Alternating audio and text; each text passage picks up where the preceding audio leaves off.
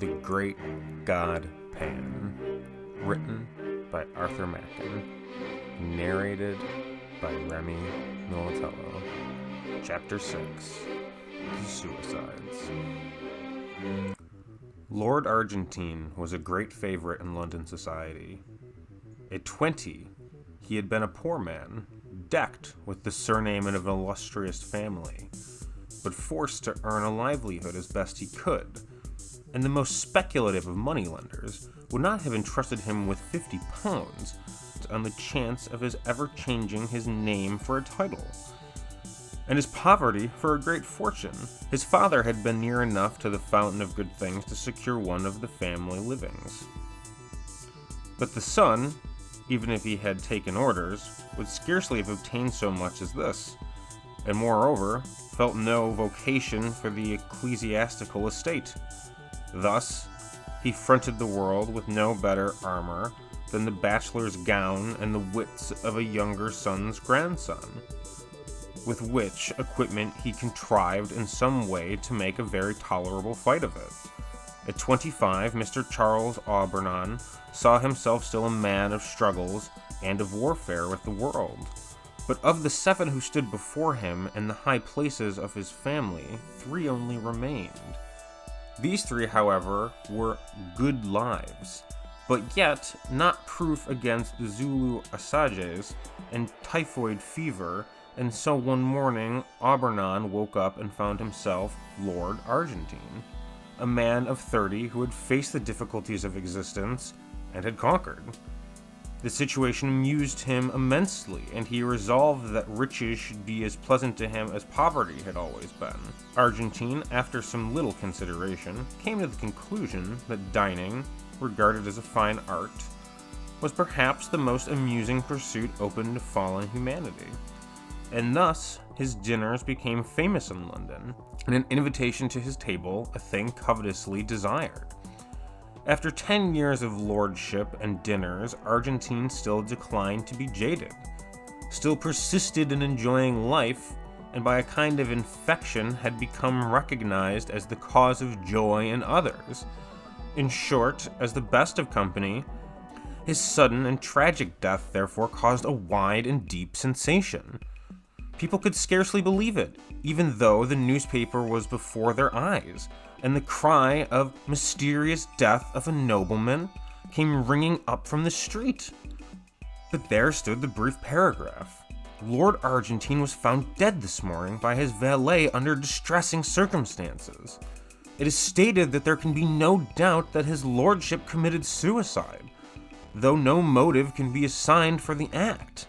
The deceased nobleman was widely known in society, and much liked for his general manner and sumptuous hospitality. He is succeeded by etc. etc.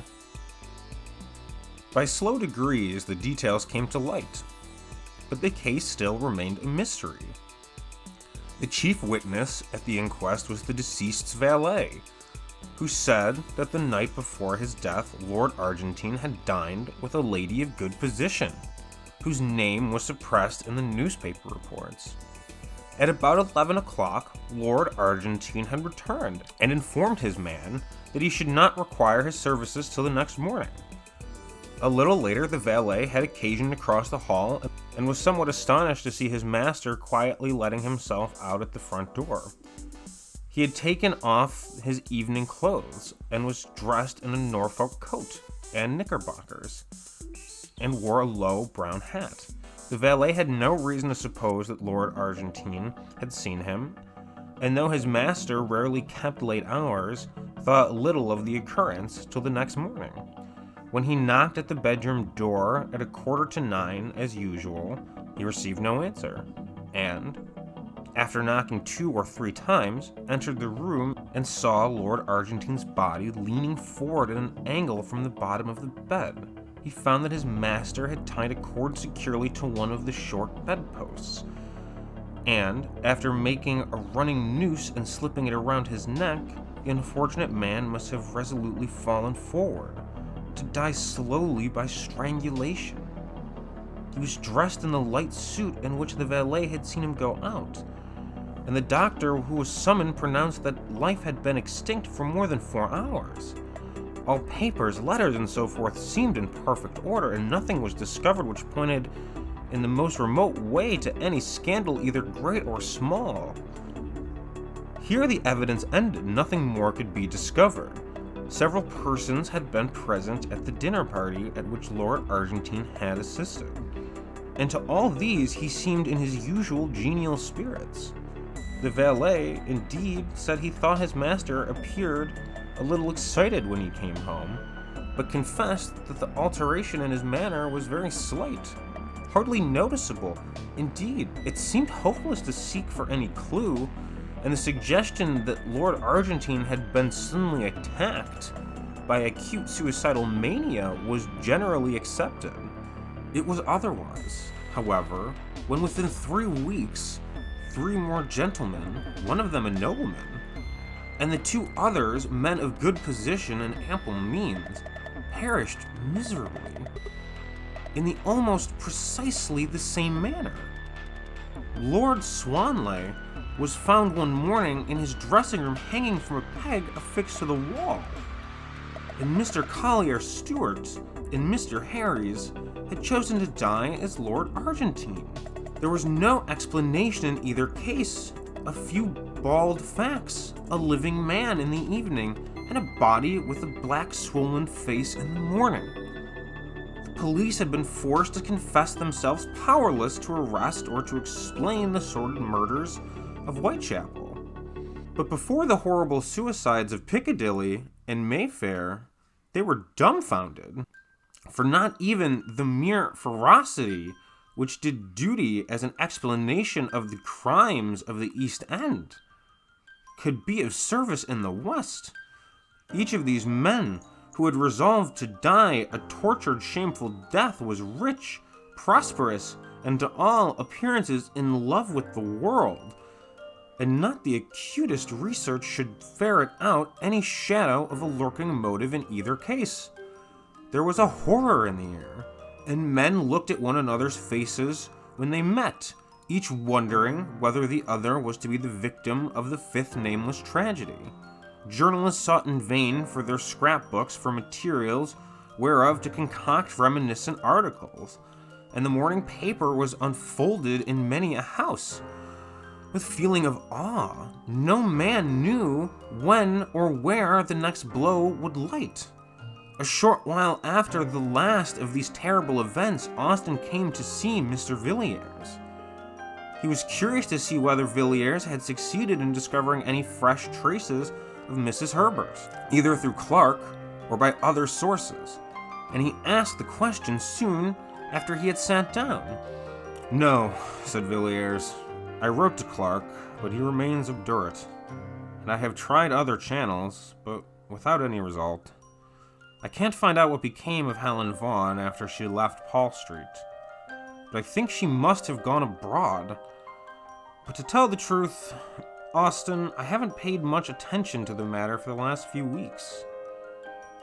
I knew poor Harries intimately, and his terrible death has been a great shock to me. A great shock." "I can well believe it," answered Austin gravely. "You know Argentine was a friend of mine. If I remember rightly, we were speaking of him that day you came to my rooms." "Yes, it was in connection with the house in Ashley Street, Miss Beaumont's house. You said something about Argentine's dining there."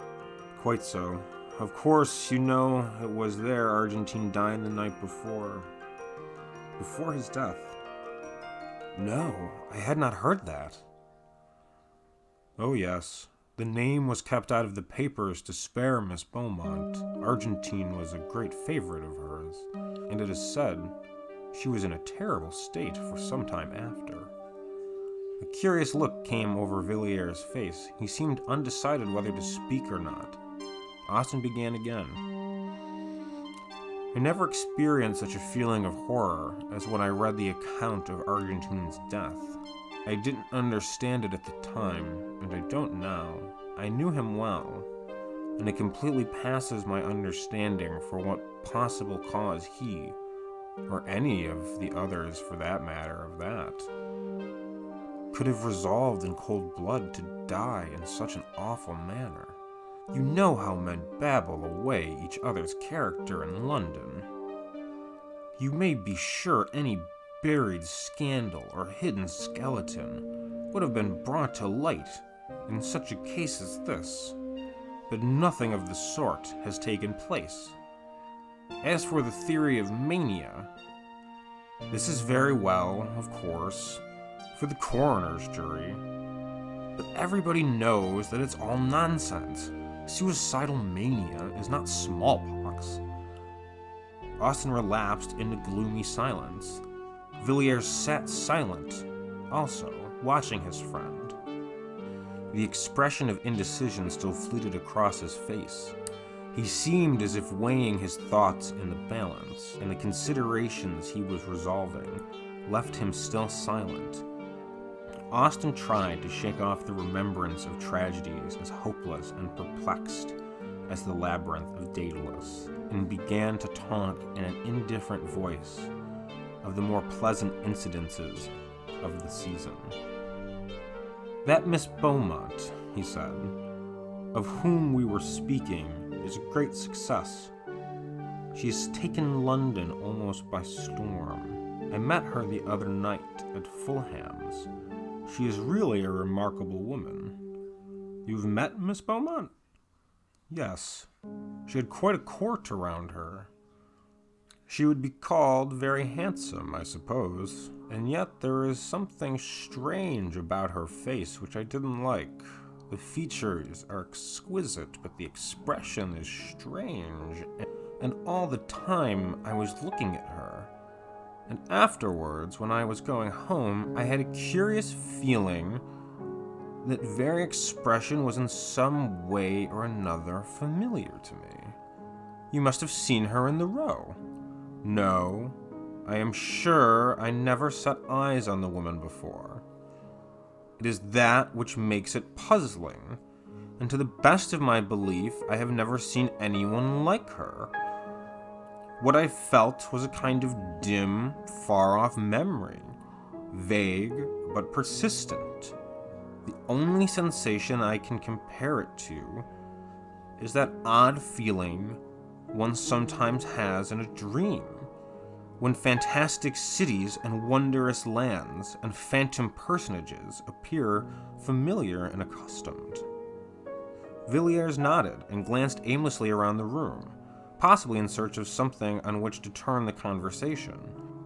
His eyes fell on an old chest somewhat like that in which the artist's strange legacy lay hidden beneath a Gothic scutcheon. "Have you written to the doctor about poor Myrick?" he asked. "Yes, I wrote, asking for full particulars as to his illness and death.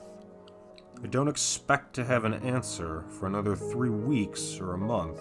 I thought I might as well inquire whether Myrick knew an Englishwoman named Herbert, and if so, whether the doctor could give me any information about her. But it's very possible that Myrick fell in with her at New York, or Mexico, or San Francisco. I have no idea as to the extent or directions of his travels." "Yes, and it's very possible that the woman may have more than one name." "Exactly. I wish I had thought of asking you to lend me the portrait of her which you possess. I might have enclosed it in my letter to Dr. Matthews." "So you might. That never occurred to me. We might send it now. Hark! What are these boys calling?" While the two men had been talking together, a confused noise of shouting had been gradually growing louder. The noise rose from the eastward and swelled down Piccadilly, drawing nearer and nearer. A very torrent of sound, surging up streets usually quiet, and making every window a frame for a face, curious or excited. The cries and voices came echoing up the silent street where Villiers lived, growing more distinct as they advanced, and as Villiers spoke, and answering up from the pavement. "The West End Horrors, another awful suicide. Full details." Austin rushed down the stairs and bought a paper and read out the paragraph to Villiers as the uproar in the street rose and fell. The window was open and the street seemed full of noise and terror.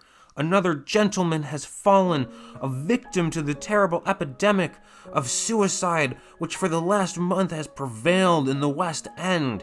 Mr. Sidney Crashaw of Stokehouse, Fulham and King's Pomeroy, Devon, was found after a prolonged search hanging dead from the branch of a tree in his garden at 1 o'clock today.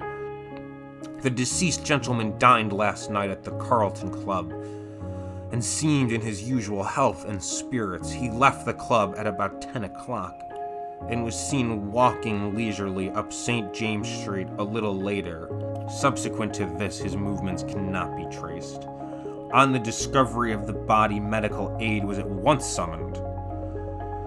The life had evidently been long extinct. So far as it is known, Mr. Crashaw had no trouble or anxiety of any kind.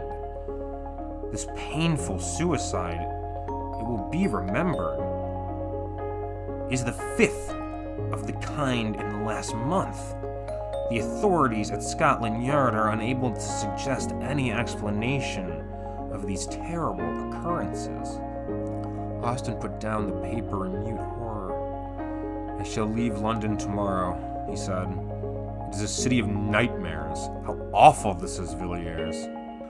Mr. Villiers was sitting by the window, quietly looking out into the street. He had listened to the newspaper report attentively, and the hint of indecision was no longer on his face. "Wait a minute, Austin," he replied. "I have made up my mind to mention a little matter that occurred last night. It's stated, I think, that Crashaw was last seen alive in St. James Street shortly after 10? Yes, I think so. I will look again. Yes, you are quite right." "Quite so. Well, I am in a position to contradict that statement at all events. Crashaw was seen after that, considerably later indeed." "How do you know?" "Because I happened to see Crashaw myself at about 2 o'clock this morning." "You saw Crashaw? You, Villiers?" "Yes, I saw him quite distinctly. Indeed, there were but a few feet between us." "Where, in heaven's name, did you see him?" "Not far from here. I saw him in Ashley Street. He was just leaving a house." "Did you notice which house it was?" "Yes, it was Miss Beaumont's." "Villiers, think what you are saying. There must be some mistake. How could Crashaw be in Miss Beaumont's house at 2 o'clock this morning? Surely you must have been dreaming. Villiers, you are always rather fanciful." "No, I was wide awake enough, even if I had been dreaming as you say. What I saw would have roused me effectually." "What you saw? What did you see? Was there anything strange about Crashaw?" "But I can't believe it. It's impossible." "Well, if you like, I will tell you what I saw, or if you please, what I think I saw, and you can judge for yourself." "Very good, Villiers." The noise and clamor of the street had died away, though now and then the sound of shouting still came from the distance, and the dull, leaden silence seemed like the quiet after the earthquake or a storm. Villiers turned from the window and began speaking. "I was at a house near Regent's Park last night, and when I came away, the fancy took me to walk home instead of taking a hansom.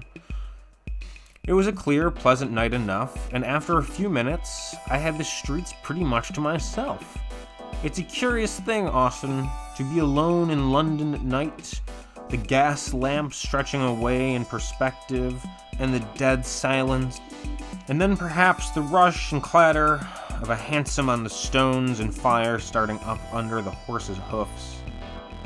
I walked along pretty briskly, for I was feeling a little tired of being out in the night, and as the clocks were striking 2, I turned down Ashley Street, which, you know, is on my way. It was quieter than ever there, and the lamps were fewer. Altogether, it looked as dark and gloomy as a forest in winter. I had done about half the length of the street when I heard a door closed very softly, and naturally I looked up to see who was abroad like myself at such an hour.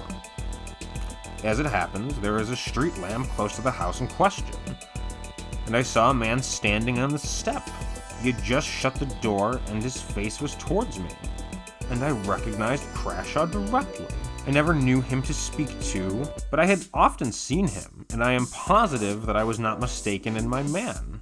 I looked into his face for a moment, and then, I will confess the truth, I set off at a good run, and I kept it up till I was within my own door. Why? Why? Because it made my blood run cold to see that man's face.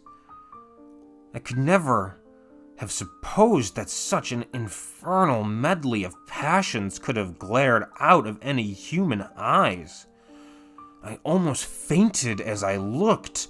I knew I had looked into the eyes of a lost soul, Austin. The man's outward form remained, but all hell was within it.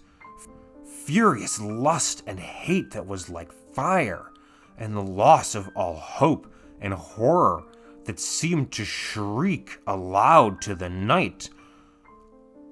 Though the teeth were shut, and the utter blackness of despair, I am sure that he did not see me. He saw nothing that you or I can see, but what he saw, I hope we never shall. I do not know when he died. I suppose in an hour or perhaps 2, but when I passed down Ashley Street and I heard the closing door, the man no longer belonged to this world. It was a devil's face I looked upon. There was an interval of silence in the room. When Villiers ceased speaking, the light was failing, and all the tumult of an hour ago was quite hushed. Austin had bent his head at the close of the story, and his hand covered his eyes. "What can it mean?" he said at length. "Who knows, Austin? Who knows? It's a black business, but I think we had better keep it to ourselves. For the present, at any rate. I will see if I cannot learn anything about that house through private channels of information. And if I do light upon anything, I will let you know." Thank you for joining me for Chapter 6. I hope you'll join me for Chapter 7. Stay safe out there, and stay spooky.